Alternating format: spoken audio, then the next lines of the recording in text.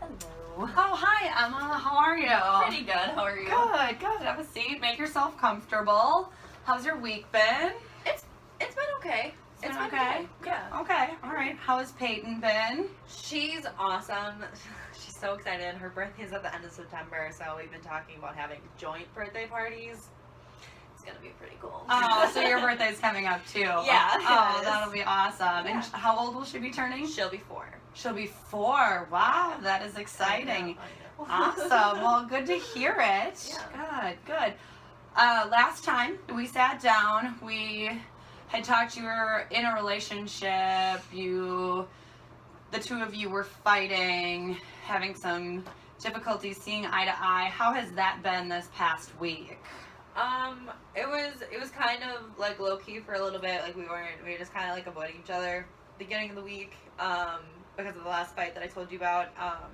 But we actually broke up. I came home one night and he kind of just started picking a fight with me, and we both just started screaming, and it was just another fight, and I was just kind of done.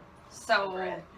So what you're saying is you've been pretty much going back and forth over the same things for a while now. Yeah, it was just the same fight that we always have. Sure, and you came to terms and decided it was best to go your separate ways. Okay. Do you want to talk a little more on this fight, how everything went down? Yeah, so I was out with my friends. It was my friend's 21st birthday, so we had like the whole day planned out.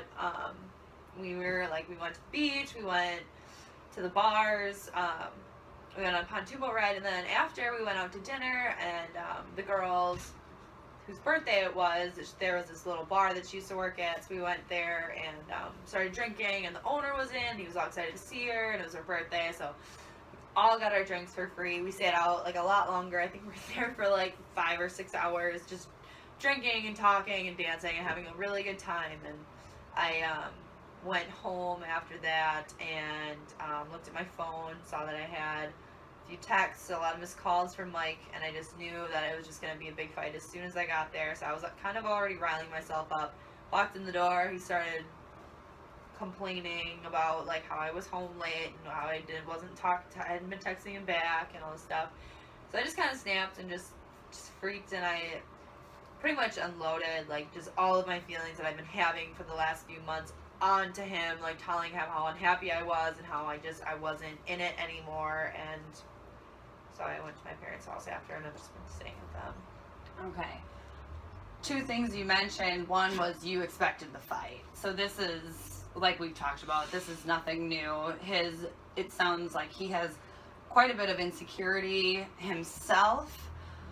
You've mentioned he's not crazy about you hanging out with your friends, which you mentioned they were girls. Do you want to talk a little bit more about his insecurities with your girlfriends? Yeah, well, I mean, most of my friends are guys, so he like met them first, loved them, like it was like perfect, and then he started hanging out with me and my girlfriends, and he's seen like they can get pretty like wild. They'll get really drunk, and they just like to have a good time. So one night when we were out with them, I think it kind of clicked for him. Like, that's how I am when I'm with those friends. I'm like very different when I'm with them versus when I'm with the guys. I'm much more relaxed and calm. And with them, I mean, I just want to dance. I just want to run around. I want to talk to everybody. And that really turned him off for me. And okay, sure. So there's a different comfort level that he had with your 2 sets of friends. With your friends that were boys, he was comfortable because he knew them.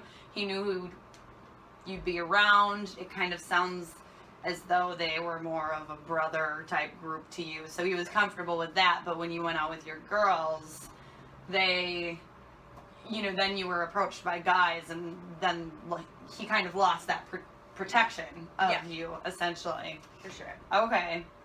And that I can see how that would be very frustrating for you. You mentioned that the other night when you were in your argument that you just snapped.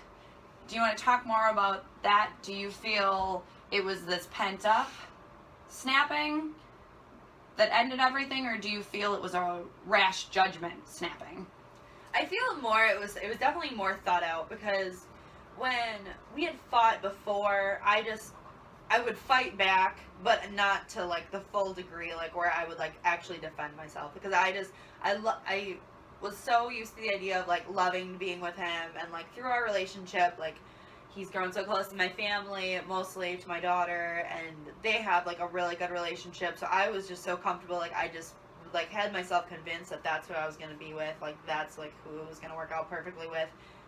So I was just more or less comfortable. But when I was walking into the apartment, I just was like just thinking about all the shitty things that like have been said between both of us, and like how it's just so unhealthy. And one of these times, like it's gonna happen, we're gonna fight in front of Peyton, and it was just more of a just like that's it. Like you need to just be out. Like you're mad enough to the point where you can break up with him and leave. Okay. And let's focus on that. You were mad enough to break up with him. So, do you think that you've seen this coming? Oh no, I've definitely. For quite some time. It's been a long time coming. It was just a matter of me like getting like I got not like I guess like yeah the balls to do it. Okay. Is pretty much what it was, and that was like I had enough aggression where I was just like that's it. Absolutely. And breakups can be hard. No matter how long you've been with someone, they can always be very difficult. Why do you think that you stayed with him so long throughout all of these arguments? I mean, just comfort, literally, is what it was. Because he, like, with my family, he was close. I'm like, but mostly for Peyton, because like we had all these plans, like when we like were like when like things were good, like he has Sure. a house in Cudahy. It's like just like a street, like one block from Peyton, like where Peyton could have gone to school, and like it was really small, so she could have gotten the therapy that she would need. Milwaukee is like a 15-minute commute, so it was perfect for me. He had a job, like with insurance, everything. So like it was more like I had my life planned out. It was comfortable. Peyton loved him. They had such a deep connection, and I just was not ready to just give up on it. Absolutely. And what I'm hearing is not only was it was stable comfort for you, but it was stable comfort for your daughter. And as we've discussed several times, she always comes first with you. Mm-hmm. So what it kind of seems like is, on one hand, you have to look out for your daughter. You have to plan your life, make your goals based on her. And we will definitely continue to discuss her, and I'll continue to help you build goals based on her well-being. But on the other hand, you also really have to take care of yourself. And it sounds like you, as a person, you weren't happy with yourself in this relationship. So if you were in a happy relationship, how would you describe that? How would you describe yourself in that relationship? Like, I just feel like I'd be so much more carefree. Like, I feel like with Mike, like I was always on my phone, always like having to text him back, always like looking what he was doing, like because like I became a little bit insecure, so I was always on my phone. Like I would, in a perfect relationship, I would love to not be on my phone like 3/4 as much as I was on my phone with Mike, because it's exhausting to constantly have to be checking up on someone, constantly be like having to text them, like telling them what you're doing, where you are, and like if you're okay. Like ideal relationship, like I would be with him as much as I was with Mike, but be on the phone with him way less. Okay. Like have trust, I guess, would be like the ideal relationship. Sure. And a lot of people struggle with this dependency on their phone. You are not alone in that.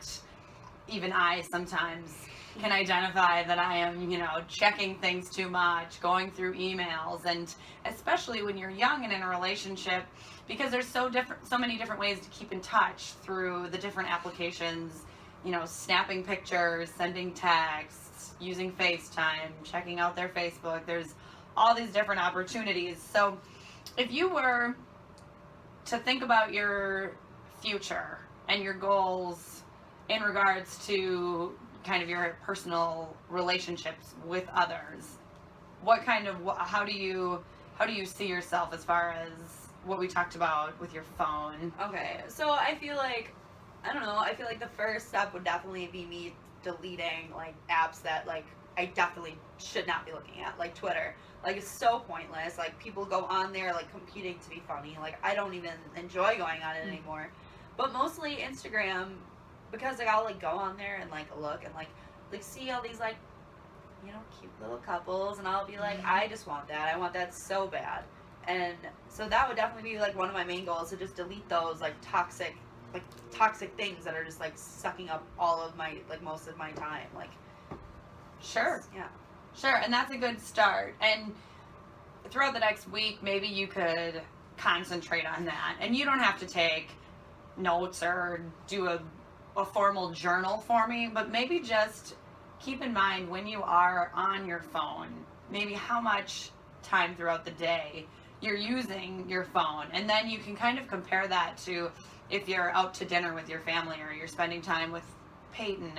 Kind of see, like, oh, had I been on my phone, I would have been, my attention would have been occupied. Right. Just to get an idea. We don't have to concentrate too much on it, but it might be helpful for you to just get an idea of how much time during the day you're actually losing on your phone, and especially after you're deleting these applications that you're telling me about. You mentioned, so you check Instagram and you see a lot of couples pictures, and that can be a little overwhelming for you. A little bit.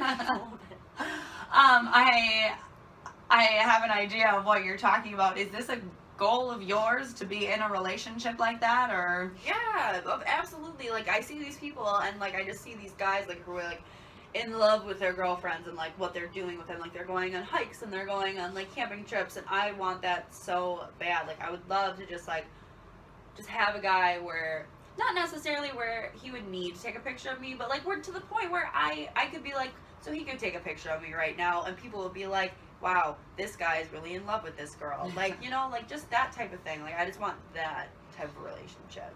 You want to be with someone who admires you. Yes. And who other people can identify that Yes. he is. Oh, that is understandable. Do you feel, I mean, surely you feel that you're admirable. Like, where's your self-love here? How do you feel about yourself right now? I mean, I don't feel that good about myself, because I feel with this relationship with Mike, like, I was just not myself. Like, I feel like I rarely got to see my friends. I rarely got to, like, go out with my friends. Like, and that, like, really hurts, like, being 21. Like, I want to go and see my friends. So with Mike, I felt like crap, but I feel like I could, like, with time and, like, exercise and meditation or journaling or anything, like, I could Okay. feel like I could be admired, I guess, is what I'm trying to say. Okay. Those are all excellent plans. Journaling, meditating, exercising, they're all very, very positive in your kind of your self. Right. Looking at specifics, do you have an idea of how you can accomplish this self where you admire yourself? I feel like maybe if I just take more time to myself, like, to just turn off my phone, like, I don't know, like, maybe, like, if Peyton's in bed, like, I can just, like, take, like, 15 minutes and just, like, I don't know, like, I could definitely see myself, like, taking the time to write down, like, my feelings and how my day was and what I did, but, Sure. I don't know, I feel like I could do it. It would just be the commitment of, like, turning off my phone. Okay. Issue, I feel like. Well, maybe that is a great start. Yeah. Is not necessarily picking one of the three or pursuing all three, because things can get overwhelming, and you've mentioned you have a busy life, you have a daughter, you have to take care of yourself. And so if we start, and throughout this next week, when you put Peyton to bed, give yourself some time to either journal or meditate or exercise. And then whatever you decide, just jot down how you felt about that, how much time you spent, what you did, and how you felt about it. It doesn't have to be a long journal entry. 2 or 3 sentences, what you did, how much time, and how you felt afterwards. And then maybe throughout the week we can go back and see these are concrete goals. This is what you're doing. This is how you feel the best, and go from there. Continue to make longer term goals, like spending so many hours a week exercising, or getting help meditating, taking a class, or doing extra journaling. Does that kind of sound doable? I mean, yeah, no, it definitely does, but I think I could do that for sure. I don't know. I guess it's just more of like how I'm gonna find the time. Like putting down my phone. Like Right. I know I can do it if I just like lose the contact with my phone, lose the leash. And that's probably the best place to start then, is putting the phone down. Maybe putting it in the other room, or even when you put Peyton down, powering it down, leaving it in that room so that you can't, go in because you don't want to wake her up. Right. So just turning it off and leaving it in there so you can't get to it. And Right. like I said, just start small. It's all about you, like how we can make you your best self, because that's going to reflect on how Peyton's self is. Right. So yeah, why don't you just take a little time with that, take some time, turn the phone off, do some journaling, exercising, meditating, whatever you feel that evening is the best for you, and we'll meet back here next week and we can kind of go from there and discuss what our next steps are. Okay. All right, excellent. Well, we'll Awesome. head out here with Stevie and we'll get you scheduled for next week.